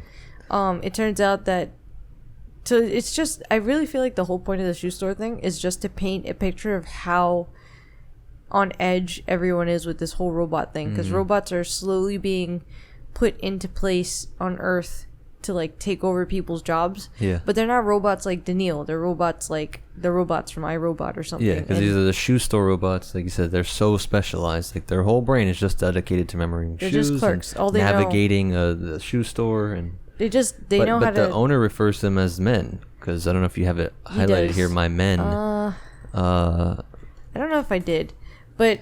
Yeah, there's nothing wrong with my men. There's nothing wrong with my men. They're registered clerks. I have their spec charts and guarantee slips, and he's cut off by the woman that's freaking out in the store. Says spec charts. Like, listen to him. He calls them men. They ain't men. They're robots. Like you said, it's like a southern accent. Yeah. Asimov's trying to make it sound like anti-robot sentiment is backwards, hillbilly thinking. What happened? They steal jobs from men. That's why the government always protects them. It's hilarious. I was joking earlier. I mean, she's right, though. I think Asimov does a good job of putting the right point through funny vectors. There is, I don't think I highlighted it, but there's literally a line where they say that the government paints us out as growing pains, and that they'll all be better off once the robots have all been fully integrated into like whatever places they can to make everything more efficient and less wasteful and all this stuff. So basically this woman has been starting a ruckus. Yeah. And she says, we'd smash up all the robots if I was boss. I tell you that. I'll tell you what. Basically. God dang it. You come out here with some R. Daneel. Because she says they work for nothing, and on account of that, families got to live out in the barracks and eat raw yeast mush. Decent, hard-working families. So she's making this huge commotion, and all these people are getting riled up with her, and she's got a crowd. The owner of the store has had to put up a force field. Everyone is refusing to be attended to by these robot clerks. He's told Baley, look, I have a right to have these robots. They were given to me by the city. They're in good working condition. Nothing I'm doing is illegal. Yeah. So, basically, Daneel sees that a riot is on the verge of happening. Yeah. And Baley's like, we should call the riot police. And Daneel's like, I have a better idea. And he stands up on the table and he's like, I have a blaster and I'm just going to kill all of you. Yeah. So the robot says that to a whole bunch of humans. Yeah. And they don't know he's a robot, of course. He's a completely humanoid, down to he has a wiener. Yeah. He has a full human anatomy. He's got everything. Yeah. So he looks fully human. So not that they know, but our detective here, Baley, is like, hey man, he knows the 3 laws of robotics. Robots can never harm people. But he just pointed a blaster at him, and he does a great job of looking tough. He says, do I look like I'm joking, punk? Basically. Something like that. And, yeah. He says, do I not look serious? Yeah. And So we actually have an incident, because this is like their first kind of like thing that they tackled together. So Elijah has in his head, he had let our Daneel take responsibility instead and had felt a cowardly relief. When he tried to tell himself that our Daneel's personality simply dominated the situation, he was filled with a sudden self-loathing, a robot dominating. Yeah. So he tells Daneel, "Don't ever threaten a human being with a blaster again." "I would not have fired under any circumstances, Elijah, as you know very well. I am incapable of hurting a human. But as you see, I did not have to fire. I did not expect to have to. That was the purest luck, you are not having to fire. Don't take that kind of chance again." And he said, so Daneel tells him, "My briefing on human characteristics here among the people of Earth includes the information that, unlike the men of the outer worlds, they are trained from birth to accept authority. Apparently, this is the result of your way of living. One man representing authority firmly enough was quite sufficient, as I proved. Your own desire for a squad car was only an expression, really, of your almost instinctive wish for superior authority to take responsibility out of your hands. Yeah. On my world, riot police. Yeah. On my world, I admit that what I did would have been most unjustified." And a great point. It says over here, Baley could sympathize with the woman more deeply than he ever would have believed possible the day before. No, 2 hours before. He could feel R. Daneel's nearness, and he wondered if R. Daneel could not replace an ordinary plainclothes man C5. Like, she's over here acting like she's some country bumpkin. Oh, they're going to replace us. They're taking our jobs. And he's like, yeah, they might replace me. He's like, you don't even know. They got fucking humanoid robots coming down the pipeline. She seems like a silly backwards person. That's what everybody, from his detective, even... his boss is a medievalist, but he has a robot in the office with him. Like, he must not be so... They already replaced one kid there. Yeah. So that's what he knows. She's not making this up. Like, they replaced a younger, like he says, a kid, but, probably like a teenager, like 18, whatever, could have had a job at the police department, and that was replaced by a robot. Yeah, he actually went to go... He's like a delivery... He does delivery now. And so... And Baley's now looking at a indistinguishable humanoid robot that can think, that has a great brain too. He's not dumb. Like, he's super smart. He's smarter than probably most people. At least. I mean, of course, his throat was dry and raw with the thought that Art Daneel had won the first round, had won when he himself had stood by helpless. And I love that he knows the psychology of humans there. Like, that was such a cool part, getting into it's true. Like I said, it's best case communism, the whole thing, and which is a form of dictatorship in a way. He says that on the human world, on the colonies, it's more individualism. Yeah. And of course, we saw that in the Foundation series. We'll probably get into that more. Yeah. But as a side note, this is what I mean. So in Foundation 5, there's this constant like, oh, on Gaia, this, on this, that it's just constantly told to you, and it's just this constant bickering. Whereas here, we've now been hinted of exposition, or what do you call it? And info dumps too. I forget, but it's for some reason the concept of like show don't tell comes to mind. Where in book 5, I feel like they're just telling you a bunch of stuff in an argument, whereas here they're painting a picture of like, this is what he did. Yeah. But his response subtly indicates that his actions would have been unjustified for other reasons on Outer World. Like, he doesn't have to get into the structure on our world. Like, I can hear the narrator from the I can hear like, book 5. On Gaia, this is the way Bliss. It would have been. Yeah. Like, okay, bro. I mean, we just get a long explanation for why it's superior to live out there and how it works and blah blah blah. We are superior because. Yeah, but like you said, it's just hinted at throughout this. It's going to be hinted at more, of course, and you get this trickle of information on how different these two people are. Also, this part, like, they're not telling you that everyone is terrified of being replaced by robots. This quote goes, he thought of the youngster Vince Barrett, the teenager whom R. Sammy had replaced, and of himself, Elijah Baley, whom R. Daneel could replace.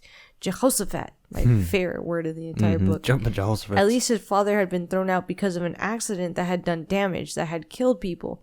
Maybe it was his fault. Baley didn't know. Suppose he had been eased out to make room for a mechanical physicist. Just for that. Just for no other reason. Nothing he could do about it. Yeah. So, like, these are the fears in his head. And although they're telling us, like,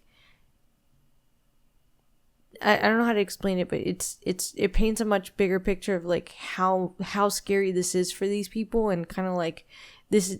It's not just him. Like, all of society has this fear of, like, yeah, and they already know they're inferior to the other humans, the spacers. They technologically could be destroyed at will from spacer military invasion, and the spacers see these things as their little servants, like. Because we think, for me, you know, Daneel and all these other books that come after, but remember, he's the first one that's like this. So they are the robot slaves. I mean, they're not all like Daneel. Earthmen hated the robots all the more for their superiority. Yeah, so you highlighted that. Because that's what I wanted to get to, but I didn't want to jump ahead. Like, that's him reading propaganda. Read that whole part there? I lost where it was, but... Baley knew that the pro-robot propaganda was forever stressing the miraculous feats of the spacer robots, their endurance, their extra senses, their service to humanity in 100 novel ways. Personally, he thought that approach defeated itself. Earthmen hated the robots all the more for their superiority. Yeah, isn't it cool? Isn't it technologically impressive what we can do with this? I mean, the same thing is happening right now with AI stuff. Like, look how cool this creation is. But if it's taking people's jobs, people who might lose their job to it don't think it's cool. Like, thankfully, ChatGPT's out there writing everything with what's that line that in the tapestry of? Oh yeah, and all these giveaways. They make fun and these stupid memes right now with the demure, which they describe his wife with, and I'm like, oh my god! But also good literature is gonna have some of these words that. So now you got the plebs that are being triggered by, you know, people who actually use a wider vocabulary and they think it's AI, but there are words that AI uses too much. The tapestry of of stuff is ridiculous. If you guys ever see that, yeah, if you hear a video and it goes the tapestry of blah blah blah, we're gonna embark on the rich tapestry of you know, anything of Roman. It was probably written by ChatGPT, especially if it's within the first like 5 minutes of the. It sounds like a summary. So, anyways, you know, that's the whole thing. Like, the humans don't see how this gets changed if, you know, how are they not just slowly marching towards robot replacement? We're going to go from there. So what happens after the book? After the shoe store? After the shoe store, they go home. They're like an hour and a half. Well, he stops to take a shower. Yeah. Yeah, you talked about that. I know chronologically, he stops to get a shower. Then they go home. They meet his wife. His son comes through the door, and then they sit down for dinner. He basically tells his wife, "Don't worry, Daneel's not going to eat with us." Not a red flag at all. Yeah. But we'll eat. So they eat together. Which honestly, because everything's rationed, it kind of works out. Because. Because they're allowed to eat in their house, but it's not as good as the stuff that you get in the, you know, they call it the kitchen, but it's the communal kitchen. It's still rationed per household. Yeah, for sure. So, like, if you're splitting, like, if we have enough food rationed for 3 people and now we have a 4th person, we're splitting the rations for 3 across 4. So, you know, it's a little weird, but, like, it's there. So, they have dinner. Then his wife's like, all right, I'm going to go. She grabs their son. And she's like, I'm going to go because at night, I guess it's like her night to go hang with the gals. And she's like, until when should I be out? And he's like, till your usual time, midnight. I'm like, what is wrong with these people? But that's because they have, he's saying that there's a whole part on her name being Jezebel.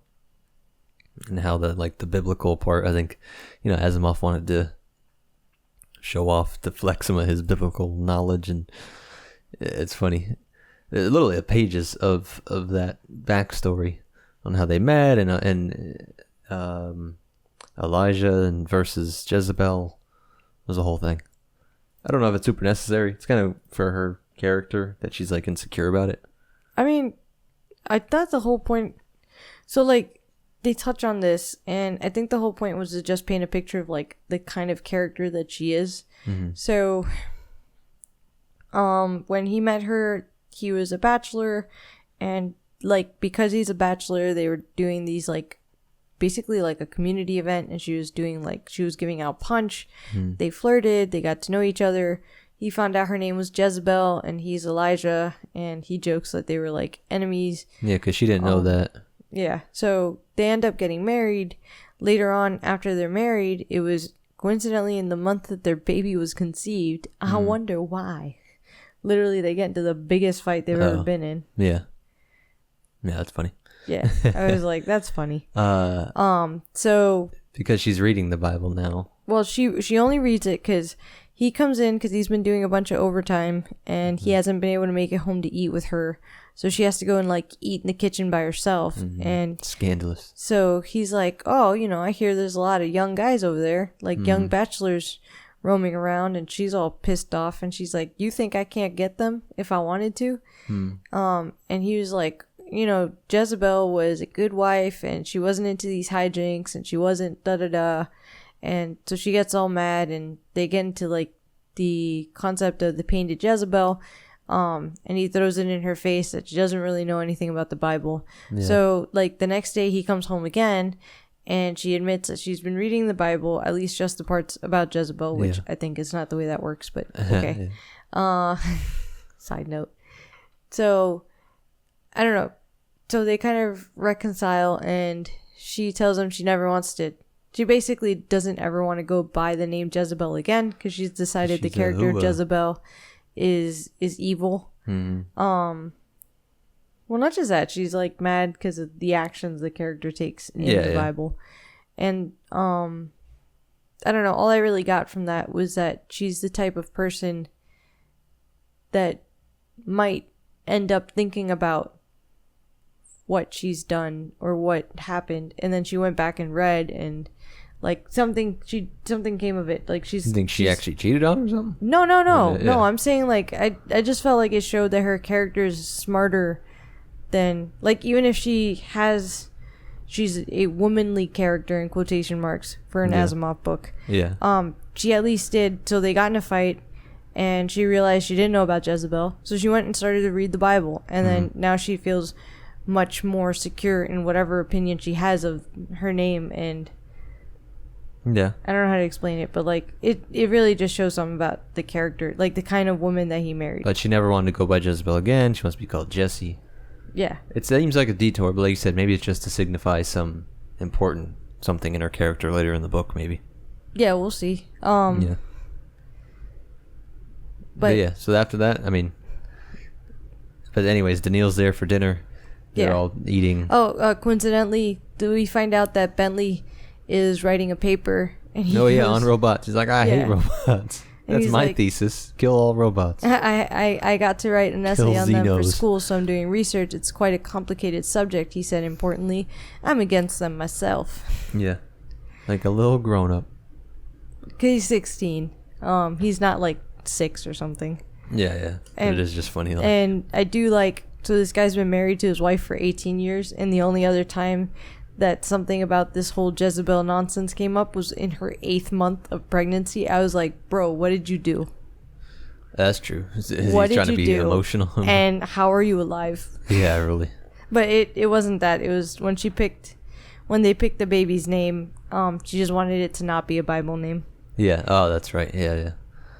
But that's what I mean. Like, I don't know what we're supposed to take out of that yet. I just feel like it was just supposed to show you a little bit about Baley's character, a little bit about her character, like just get you kind of into his life and into her life. Yeah. Into what it's like. Yeah. Humanize them, make you feel closer to them as a couple. Because they are going to do a couple of things. So after the dinner, is there anything from the dinner you wanted to talk about? Because we already talked about the food, how strange it is. It's literally like protein shakes. There's nothing, for dinner. Oh, it is funny. So after, like, when he says, are you interested in robots, Mr. Olivaw? Oh, yeah. That's Daneel's last name. Baley dropped his spoon and bent to pick it up. This does show off Asimov as like a comedy writer almost. There really is a subtle, like I said, this could have passed for like those old timey comedy shows. This has to be as funny as I can't think of the names now. I just pictured it like food coming out of his mouth or something. Like and the wife just his little like, son who's shitting on robots okay? asked the guest what he thinks about robots. He's literally a robot. Bailey's the only one that knows that. Hilarious little scene there. Could have fit in like a comedy movie. Not laugh out loud, but like, cool subtle humor. It really is the type of Asimov humor. One of the better cases. See, so like then after dinner she says, "Oh, we're gonna go." She says, "When do you want me to be back?" "Well, no use staying out all night. Why don't you come back your usual time, midnight or so?" And Daneel says, "I regret having to drive you from your home." And she says, "Don't worry about that, Mr. Olivaw. You're not driving me out at all. This is my usual evening out with the girls anyway. Come on, Ben." Yeah. Yeah, that's funny. So Ben's like, "Why do I have to go? I'm not going to bother them." She's like, "Do as I say. Let's go." Yeah. Because he hadn't told her yet, right? He told her right No, away? he doesn't tell her. So she leaves. They start talking about the case. This is where they start talking about like what information they have, and they're sharing amongst each other. Daneel questions whether they can speak and not be overheard. He swears that they're going to be safe. He says, "Don't underestimate the enemy." Yeah, he makes a funny point, like, but no, that goes against all taboos to like eavesdrop on a neighbor. And he goes, "I'm sure you're killing murder people. is also a taboo, and yet it happened." They tie it up with recent attempts. So I think I found where he's talking about that it has to be an organized group. Okay, yeah, that's what I was looking for. They tie it up with recent attempts to sabotage the Spacer-sponsored project of converting us to an integrated human-robot society on the model of the Outer Worlds, and assumed the murder was a product of a well-organized terrorist group. Even a secret organization dedicated to the destruction of robots and robot factories would have the common sense to realize that the worst thing they could do would be to murder a spacer. Yeah. Unless they want to, accelerationists to force this fight between the two civilizations. I think the weight of the probability is against the fanatic theory. The person killed was too well chosen and the time of the murder too appropriate for anything but deliberate planning on the part of the organized group. Yeah. He goes, "You've got more information than I do. Spill it." He goes, "Your phraseology's obscure." Your what? Your phraseology? Your phraseology is obscure, but I think I understand. Mm-hmm. Yeah, he does cool play with the lingos. So yeah, robot spacers. No, we talked about this. This is where we get into the background with Dr. Sarton and his whole project with Daneel. It's just really the changing of information, the background on the spacers, and these like different political groups that exist. So basically, we're just talking info, and then basically it's nighttime. We also talk about that it could have been someone walking in. So the barrier is the only direct connection, but both the city and Spacetown are open to the countryside in all directions. It is possible for a terrestrial to leave the city at any of the numerous exits and strike out cross-country to Spacetown where no barrier will stop him. Yeah. He goes, cross-country alone? Yeah. Why not? Walking? Undoubtedly walking. Walking would offer the least chance of detection. The murder took place early in the working day, and the trip was undoubtedly negotiated in the hours before dawn. Impossible. There isn't a man in the city who would do it. Leave the city alone? Yeah. This isn't a spoiler for the other books because they mention it. We go to Celeria in the last Foundations series. That imagine these guys come from sprawling, like this is the life, man. These guys are all pod bug people, the Earthlings at this point, but the Spacers, the ones on Celeria at least, have sprawling thousands of acres and shit. It seems like they got little mini kingdoms. They're just walking around their grounds, enjoying their mountain ranges and their hills and their forests. They own literally hundreds at least of acres to a person, thousands I think was the vibe. So imagine, like, he's like, yeah, they're walking through the woods. What's wrong with this theory? Daneel's like, how has nobody thought of this? But that's inconceivable. Well, so, I mean, the only reason Daneel does admit, he goes, where was it? Ordinarily, it would seem unlikely. Yes, we spacers know that. It is why we guard only the entrance. Even in the Great Riot, your people attacked only at the barrier that protected the entrance. No one left the city. Yeah. So that's why I historical precedent for appreciate Daneel being like, look, yeah, I know so this sounds crazy, because y'all literally didn't during the Great Riot. You didn't figure this out, and ironically enough, Baley was there, and like it didn't occur to him. Yeah, hey, that could be a thing. There's a giant force field not letting us through the entrance. Let's just walk around it. Just bang on the force field. Yeah. Walk around through the woods. Instead, we're just going to stand in front of it and call them names and be all pissed off. Yeah. Tear down this wall, Mr. Robo Spacer. Yeah. So, really just info dumping a little bit. I sadly think that's super... There's a In great... a good way, though. It is very... Yeah. No, but it's not interesting. But it's written better. Like I said, I guess that counts as info dumping, but not really. I don't know. These are two characters. It's written better, and it that makes sense to not understand each other, and just you get better pictures. Like they didn't just tell me, like. It's all just more realistic too. The problem with Gaia is he just says, "Oh yeah, I store shit in the rocks." What does that mean? Come on, man. Like that's meaningless It's also statements. just told to you, like here, like we're having the character like react to this concept. Yeah, realistic. You find out why he's reacting that way. You find out he's justified for thinking that, but it's like the only logical way that we can figure out for anyone to get there. It's and written I think really this well. is super plausible. If anybody for some reason doesn't think, I think this makes sense. People would be afraid of the outdoors. I don't mean to roast. I think your mom the only ones would be kind of funny. My mom would. Your mom would be terrified to trek through the woods. Terrified. It would never cross her mind to trek across the woods. My mom would have been like one of those people that was like, "Yep, I guess we can't go in there. I can't take like, the subway to it." Then my dad would have maybe been like, "We can walk around," but my mom would be like, "No." Yeah. So I'm like, look, we already know that, and there's a famous meme. If you guys know it, listening, like, there's a kid, like, it's like a teenager. I know, right? I'm not roasting, but it's true. There's a teenager who's in the woods and explaining like how they can't, isn't it? They just hate the woods. They get this feeling. They get like angry when they're out in nature. They don't like nature. They want to just be at home. Like they physically feel uncomfortable and kind of angry. That's terrifying. And everybody in the comments is like, "Holy shit! This is like the start of a new species." This is some new species. Like I know everybody makes, back in my day we played outside, and even like 90s kids act like it's true too, and it was more true. This is why I made our baby touch grass. Yeah, and the touch grass, literally the touch grass meme.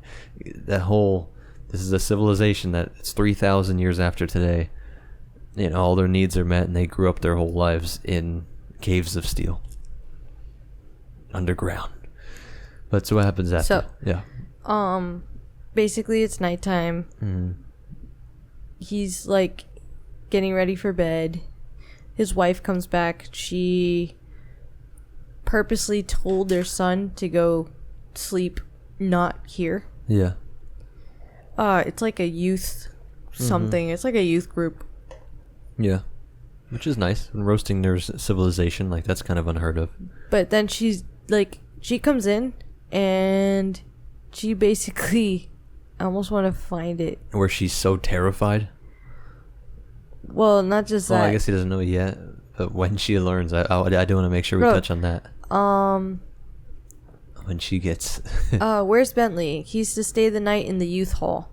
Why? I didn't tell you to do that. And she said, your partner would stay the night. I felt he would need Bentley's room. There is no necessity, Jessie. Jessie lifted her eyes to Daneel's face, staring at it earnestly. Baley looked at his fingertips, sick at what might follow, somehow unable to interpose. I do love that very line right there. You can tell that they've been married 18 years because there's something about her face that he's like... and like her actions. Like she's come home, the kid's not with her. Like... Yeah, like what are you something actually about her face thinking? Yeah. The momentary silence pressed thickly on his eardrums, and then far away, as though through folds of plastics, he heard his wife say, I think you're a robot, Daneel. And Daneel replied in a voice as calm as ever, I am. Which is crazy. Like that was like such another moment, jaw drop. But I just love that. That's what I mean by they were just trying to paint the relationship between these two characters, where like he just knows her, and he knows that like if she's shown up without the kid, and she's acting like, what are you doing? She's on to us. Like, so after that they go to bed. He couldn't sleep, and she's like whispering into his ear, and she's like, I don't know why I love this scene so much. It's so realistic. Again, I've been critiquing the writing in the other books, but it's like there's something so funny about this. Like there's even comedy to it too, though. They're literally like in the dark, and she's like, "Why is this thing here? Can it hear us?" And he's like, "Shh, I don't think it's a robot." Like, and she's like, "I mean, can they it have like sensors? super senses." Yeah, and he's like, "I mean, they made it so that it can integrate with us and be a person. Why would they give it super senses? Wouldn't it make it hard for him to do that?" Reveal she's itself. like, "How would you know?" Shouldn't we check and if we're gonna be like, talking shit about him? If we're gonna be whispering about him? Yeah. And then they like check. He like turns on the lights in the living room, and he doesn't see Daneel, and he's like, "Okay, he's gone. We can talk." Yeah, he's in the room. He's like still whispering. By the way, what is Daneel doing? Your partner needs a place to sleep. It's like Daneel's just staring at the ceiling. No, he like leaves. Oh, okay. I thought he stayed. No, why are they whispering? Huh? Why are they whispering? I thought he was. I feel like it's like when we put the baby to bed. I know, it's the lingering. You feel like the baby's right there. A little bit. Yeah. I thought Daneel was dreaming of electric sheep. The way that they write it is like so interesting. Which, by the way, so can I get into one of my theories? Yeah, for sure. I'll try not to. I really don't remember. I have two theories. I love that you have absolutely no memory. Yeah, it does help. The memory banks in his brain. Am I a robot? Who knows? He can't retain anything. That's not true. I retain there's a part, I'm going to dunk on you now for saying that. Because there's a part with sweating. Sweating is such a, I'm just going to say that. That's my code word. To prove that I have great memory. Tell someone's a robot or not because they sweat. I'm not going to tell you what it means. I'm telling you that we'll get to it. And there's a such wisdom in this scene with sweating. And a little bit of I don't got good memory. There's a whole point in here where he hates the idea that, because I think he talks about sweating in here somewhere. But there's a later point not yet, where he has a revelation. Something in here he mentions that he hates that it's tied, so many things in nature, where there's one good thing, it seems to be tied to a insufferable bad thing. No, that's in here. For sure. Listen to it, it's fine.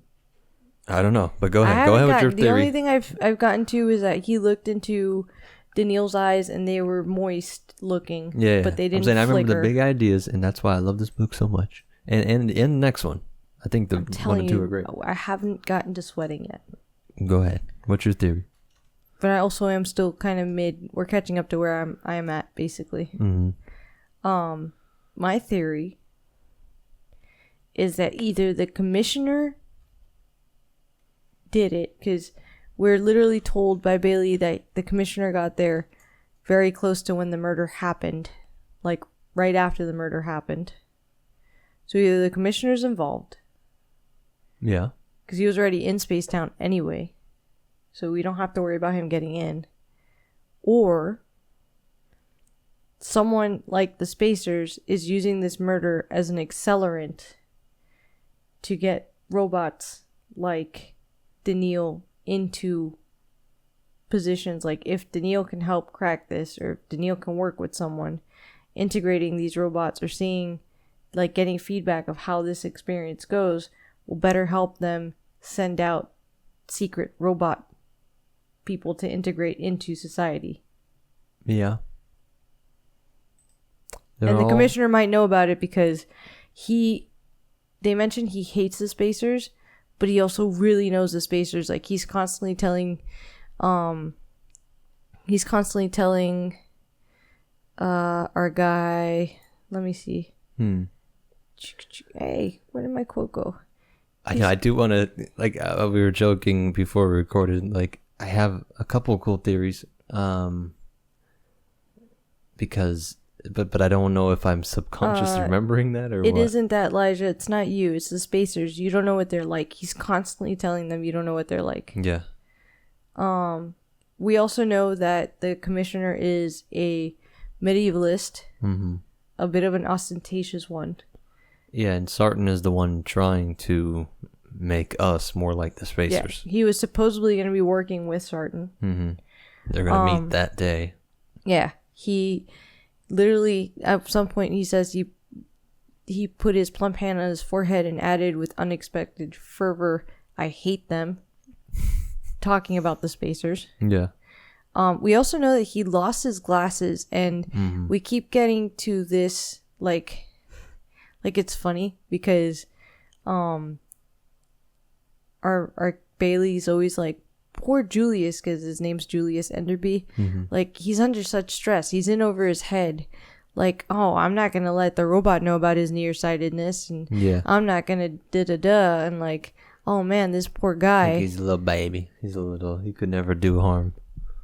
Like, he literally, I highlighted because he's basically he's talking to him, the commissioner again, at some point, telling him that he needs to go into Space Town. And he's like, no, you shouldn't. But he's like, I really have to. So, he had heard the commissioner talk often enough about the difficulties of dealing with spacers, about the dangers of allowing any but experienced negotiators to have anything to do with them, even over trifles. He had not expected, however, to have the commissioner given so easily. He had supposed at the very least that Enderby would have insisted on accompanying him. But instead, he's like gonna like be there as a witness through like some other way. So he's like, Jehoshaphat, the man's on his into this past his depth. Yeah. Because Bailey remembered the parting sob or ghost of one. Because as he left, I thought I had highlighted it. Dang it. Oh, wow. I'm way too far. Oh, the commissioner's eyes widened. No, Elijah, I won't go there. Don't ask me to. He seemed visibly to catch hold of his runaway words. More quietly, he said with an unconvincing smile, lots of work here, you know. I'm days behind. Bailey looked back as he left the office, keeping the door open for part of an additional second. He saw the commissioner's head begin bending down toward the crook of one elbow as it rested on the desk. The plainclothes man could almost swear he heard a sob. So yeah, like I said, he seems overwhelmed. He seems not. He seems like he's trying to seem that. He seems like Bailey seems that. I don't know. I'm a little suspicious of him because let's say that you were going cross country, wouldn't that be a perfect time for you to lose your glasses? Yeah. Yeah, of course that's what or you're for them to getting break because you like aren't used to and trekking. And he does get triggered when he mentions like, "Oh, you got a new glass." They're like, "What's wrong with your glasses?" It's like, well, he's just pissed off because he's like, "Oh, I lost him, and it's not gonna happen again. I'm gonna have 3 backups now." Yeah. But because if he did do it, then he would have had the backups, and nobody would have noticed that he lost the glasses. So, to your point there, is there any other suspects you have? Well, one of the other things I find... I have a very funny one that I don't want to mention. Would it be R. Sammy? That'd be funny. Because it is funny. The smile on R. Sammy's face remained foolishly fixed. Jack says, tell you, Daneel is ready, liege. And he just really hates R. Sammy. It's like he'd complain about that when R. Sammy first arrived, and the commissioner had shrugged his shoulders and said, "You can't have it both ways, liege. The public insists that city robots be built with a strong friendship circuit. All right, then. He's drawn to you. He calls you the friendliest name he knows." He calls who the friendly? Liege, like Elijah. Yeah, Elijah. Sorry. I know, Nancy. You've been infected by the... I've been infected. The comment section. Yeah, Elijah. I know, you could have just went with Eli. Friendship circuit. Elijah. No robot built of any type could possibly hurt a human being. That was the first law of robotics. So I don't know. Unless they're using Sammy for something. But I don't know. The commissioner right now he's a little suspect for me. And there's also a line where his wife goes, tell Enderby to stop using you for all the dirty work. Tell who? Wait, but who said that? His wife. Oh, yeah. No, I love that scene, actually, and I felt personally attacked. Do you know why? Or do you? She was shitting on me and John. My Oh. He's like, I actually know exactly what you're feeling. Yeah. What line? I'm like, I know she's gonna highlight that because it's the bane of me existence. It has to do having a moral compass. Because I don't think I highlighted it. I remember like the word almost. That it's so loyal. That the loyalty. But then, because even Daneel says that he was chosen. I mean, the spacers have to consent to this too, who they're going to work with. And they said they actually like Baley. They know about Baley. They did a whole psychological profile on him. Daneel showed us at the shoe store that they have a whole profile on humanity itself. The loyalty index. Yeah. So Daneel had said that he scores super high on the loyalty index. Because they get into a whole debate like, he's not bothered that Baley hates robots. Like, that doesn't bother Daneel. And he goes, no, because I know that it won't actually affect your sense of duty to solve this thing. And like you were told to do, you have a respect for the chain of command, basically. He's loyal to his boss. Whereas Enderby fit the administrative machine perfectly. He was one of those persons who was born for hierarchy, who was just naturally comfortable in a bureaucracy. He had his childish peculiarities, his intermittent rash of ostentatious medievalism, for instance, but he was smooth with others. He offended no one. He took orders gracefully. He gave them with a proper mixture of greatness and of gentleness and firmness. He even got along with the spacers. He was perhaps over obsequious with them. I don't think that's the way you say that. Yeah. Obsequious to them. But they trusted him, and that made him extremely useful to the city. Mm-hmm. So I'm trying to find where she says though. Jessie never saw things that way because she actually hates Enderby. On similar occasions in the past, she said, "It's your silly loyalty index. Perfect. I'm so tired of hearing everyone praise you for being so full of a sense of duty. Think of yourself once in a while. I notice the ones on top don't bring up the topic of their own loyalty index." Yeah, perfect. I love that. I notice the ones on top don't bring up their own loyalty index. It's literally, you get praised by these guys, but they don't actually care.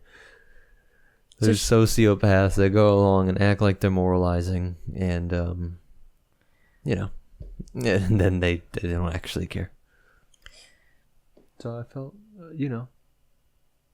that's how you must feel sometimes. I know that's how Lizzie must feel sometimes. I don't. No, I mean, look, it's true abstractly. Like, even when I'm into all these religious studies and all this stuff, I'm like, wow, that's so cool and deep, and I like this guy and that guy. And then, there's always, like, scandals or personal shortcomings of these people. And it's like, yeah, they don't actually believe this shit. Like, I'm over here, like, interested in these things. Even Asimov himself, like, people praise these, these figures in general. Like, they're just humans. They're not actually morally superior. They're just people.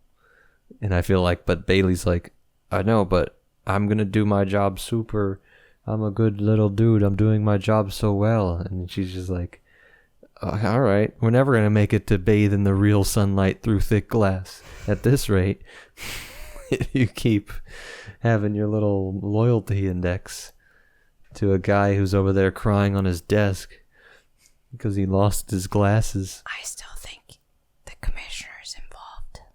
Yeah. I will tell you this, and I really don't want you to think into why I'm saying this, but I'm literally only saying this for my honor index. Is your loyalty index about to spoil something? See, that's how you know we've been married so long, and we've been together so long. Yes, it clicked on. I remember the ending so clearly now. It's kind of nuts. I think I am Gaia. I am Gaia. You see, you're looking at me. I didn't look anything up. I don't even know that I want you to continue this. I'm just saying I'm Gaia. I store it in the rocks. I store it in the clouds, and when I need it, I go took forever for your mind to. Yeah, I had to go through a shit ton of rock to go find that. I read a lot of stuff. I learn a lot of things, pal. Because you have to fetch it from the rocks. Yeah, but it's there. It takes a while to dig it up, and it doesn't go away. I know you. I love. Yep, you remember she loved that. Of all the critiques of book 5, that was pretty funny. Her little pun that she was so excited that she caught. She had to go mining for information in the rocks. Anyways, yeah, I remember what happens. So I am a tampered witness. I need to be resigned from the witness pool. I'm biased on this jury. It's cool. And so it's going to be cool for me to... I assume a lot of people listening have already read it or don't care so much about spoilers. I've read it, and I still enjoy reading it again. I'm literally the only one. And I catch things all the time. Hasn't. Yeah. So and I don't pay attention to the it's comments. Cool. It's cool, and I'll say this. I'm busy with the baby. Like, I don't want to say too much, but don't think it's stupid, simple, or something like that. Like, don't worry. Like, I don't want to, like, you know, they always say, like, don't say this food is so great, because then you're like... I'm scared because I'm, like, excited because I'm like, all right, it's Asimov, and, like, everyone talks about how this is such a good... And he's good ending, at mystery. And, like, he's good at mystery, so it's probably a really good plot twist, so I hope I'm not walking into this. This is only, like, my first hypothesis based on the info We're only, have. what, 30% in? 30-ish? Yeah, 32%. Yeah. So, yeah. No, you're more than that. You got highlights. I am more than that. Around there, 35. But, it was cool. So he asked her how she figured out that Daneel was a robot. He's like, how'd you guess it? Yeah. And she's like, well, the girls were talking in the personal. You know how they are, just talking about everything. Women, thought Bailey. I had to highlight it because that's a very Asimov. I'm sorry, I'm nerding out of my own brain still. I can visualize how I visualized it originally. How our guy was killed. Because, of course, you gotta learn how that happens. But go ahead. Like, I'm literally seeing it like a movie. Blaster, but... Well, yeah, but... Go ahead. Usually just point and shoot. Go ahead. You're gonna make fun of it, and you're gonna pull. You're gonna pull a side of me you don't want to see. It's my life, my rules. Don't stand in my way. You're standing in my way. Cause you're gonna unleash something that you don't want me to say. I almost hope that Sammy's involved. I don't want to talk to you about anything. See, now you're gonna like read into that. Like, I'm not trying to read anything positive or minus into anything. Go ahead with your story. It was very cool what you were saying, but I'm literally laughing at how my memory works. I might be a robot. I might have a positronic brain. I almost hope that you misremembered. That I'm a robot? No, that I almost. I know if I did misremember, that's gonna be hilarious. I almost hope that you remembered the ending to a different book. Yeah, because your memory sucks. Like, oh, that was the Bible, Jehoshaphat. I'm remembering Jezebel's story. Go ahead. Yeah, how did she find out that he was a robot? The wife. Well, there's a rumor going around that they sent in the spacer sent a robot that looks very human, and he's working with the police. And she was like, "I know that you were taking on a new case, and you were being given a new partner, so I figured that he's a robot." Yeah, that reveal wasn't as complex, I guess. It's like, oh, I didn't realize there was a rumor of this guy already. I thought this was a crazy secretive thing. So she's like terrified. She's like, if anyone finds out he's a robot, they're gonna like attack our house. Yeah, which is why she was so nervous. And yeah, because remember, this is how intermingled socially they are. It's the only violence. Like you were joking earlier that I said that there was no violence, and there's a whole pages laying out all the violence. I'm like, yeah, but I mean, it's mostly the anti-robot stuff. So. While there's not a lot of violence in general, she has literally the one thing people will burn down buildings over. And it's in her house. In her condo. Yep. She's literally terrified for their safety. Mm-hmm. Oh, you're looking for when she's flipping out? Yeah. When she's freaking? Over... Yeah, because it was the way they sounded. They said there was talk about a spacer robot loose in the city.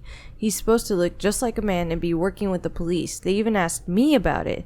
They laughed and said, "Does your Elijah know anything about it, Jesse?" And I laughed and said, "Don't be silly." And then we went to the etherics, and I got to thinking about your new partner. Do you remember those pictures you brought home? The ones Julius Enderby took in Spacetown to show me what spacers look like? Well, I got to thinking, that's what your partner looked like. It just came to me that that's what he looked like, and I said to myself, oh my god, someone must have recognized him in the shoe department, and he's with Elijah. And I just said I had a headache, and I ran. Mm-hmm. Now, Jesse, stop. Get a hold of yourself. Now, why are you afraid? You're not afraid of Daneel himself. You faced up to him when you came home. You faced up to him fine, so... then he just stops talking, and he, like, kisses her. And she's like, Elijah, where are you going? Don't leave me. He's like, it's alright. I'm just going to the door. And that's when he checks to see if Daneel's there. He could hear the thin whistle of Jesse's breath from their bed. He could hear the dull rhythm of blood in his ears.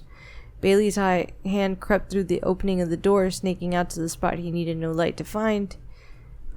His fingers closed upon the knob that controlled the ceiling illumination. He exerted the smallest pressure he could, and the ceiling gleamed dimly, so dimly that the lower half of the living room remained semi-dusk. He saw enough, however. The main door was closed, and the living room lay lifeless and quiet. It was all he needed. The pieces fit. The pattern was complete. Jesse pleaded with him. Lige, what's wrong? Nothing's wrong, Jesse. Everything's all right. He's not here. Yeah. The robot? Do you mean he's gone for good? No, he'll be back. And before he does, answer my question. Do you see what I mean? Like, I just feel like this whole conversation, just because he's left doesn't mean anything. I feel like they would still be whispering. Yeah, you're right. I mean, I thought of it as whispers too. Like, that's why I think my brain... I just picture this whole conversation. They're like, shh, okay, shh, he's gone. And like I said, it is very much us with the baby. You get her quiet, and you're in the room whispering, and then when you're out of the room, we're standing in the kitchen, our privately owned kitchen in our own... Yeah, and we're like, shh, she just went down, be quiet. Yeah. So, I thought if everyone knew he was a robot, there might be a riot. We'd be killed. Yeah. Why kill us? You know what riots are like. Because my husband says that it's not a violent, and there's no violence. And that nobody's ever killed. Yeah. But this lady's literally terrified. For a good reason. And I love how did they just accept that there's a humanoid robot? Like you said, that shit is gonna trickle through the society so fast. Not trickle, it's gonna flood through. I do love, so this is my last favorite part, by the way. Yeah, go ahead. He goes, and that's what you're afraid of, a riot? Well, shh. He pressed Jessie down to the pillow. Then he put his lips to her ear. He's come back. Now listen and don't say a word. Everything's fine. He'll be gone in the morning and he won't be back. There'll be no riot. Nothing. Yeah. God damn it. No riot. Don't even think about it. He's like freaking out. He's like, but this is what I mean by it. It's almost funny. Like, it's funny. He's just Daneel. He's kind of sweet. Or at least you'll like him. And it's like... I mean, it's a little creepy that, like, you're my guest and you're just going in and out of my house. I know, it is weird. I think that's why I was confused that he was it's your first time just on laying Earth, in the like, room. outside of Spacer Town, and you just out here. Like, what are you doing? Yeah. Where did you go? I think he's walking around the house. I don't know why I was... I mean, I don't ignoring care. that / inserting it in my head. Like, I don't know. He's just in the room. Where did you walk to? Where did you he's go? grabbing a snack. Like, you don't eat. You don't... Why are we being suspicious? Why couldn't you just... Yeah, be a robot. Out? Dream. Or did he, like, sense that they needed privacy? I almost hope that he addresses this. And, like, I sensed distress. He's like, by the way, I do have, obviously, optional super hearing. I just turn it off. Yeah. I just have restraint in my programming to not react to it. Who knows? We'll see. She moved her hand. She did move her hand. Look at that. We're watching the baby monitor. We should probably call it here, right? We're probably towards the end, right? Anything else you want to get in there? End. I feel like I have gotten out my current hypothesis. Mm-hmm. So y'all can laugh at me later. I'm going off of whatever info I have. And right now they're just, in my mind, they're painting this commissioner as like, I don't know. Overwhelmed. Not bumbling, but like... I don't think he's overwhelmed. I feel like he's just hiding something. Well, yeah. I'm saying Bailey's painting it. Bailey feels like he's overwhelmed. Bailey's so... He has no idea. Like... Yeah. His loyalty index is a problem. Yeah. Like, I don't think it would occur to him. And, like, there's so many things about the commissioner and him. Like, of course he would choose some friend that wouldn't suspect him and would think, yeah, he's just trying to do me a solid. Mm-hmm. And like, even Bailey's like, why would he pick me? There's, like, other more qualified people, but they picked him. Yeah. Yeah, to throw him a bone. Like... But maybe not, you're thinking. And the commissioner is just into this medieval stuff, and he hates the spacers, but they trust him. So, why would they suspect him? Yeah. I don't know. Anyway... I know, we'll see. I can't talk too I'll much let you more know when about I'm that. like, I'll probably read another 30% I know, right? At least 30. I started this book today, and she took kind of shitty naps today. Yeah. So we'll see. We should get a little more in there. We'll see how far I get. I'll probably read some tonight. I'm thinking probably 2 more days of this, so 1 more, and then we'll probably finish it on the 3rd recording. Probably. Most likely. But we'll see. It's we'll cool. see. If I end up not wanting to go to sleep or something, yeah, I could get a good chunk in tonight. Mm-hmm. If I can make it to like 50, 60 tonight. I mean, there's no rush. Don't rush through this. This is, like I said in the last one, I think it's Foundation 1 and Caves of Steel. They're both great. The books after this are good too, and the whole robot series, and like we liked the Foundation trilogy. But really is, funny enough, the first 2 entries in those trilogies that I like the most. We'll see. Yeah, maybe you'll like one of the other ones more, but the pacing of this, the way it's written, I'm really enjoying, and Yeah. like the characters are really And fun. yeah. Even Daneel, we don't know Daneel very much right now at this point, but I feel like he's been a very fun robot. Mm-hmm. Yeah. You know me, I've said this. He's you more love interesting Daneel. in this book. Everybody than loved he Daneel.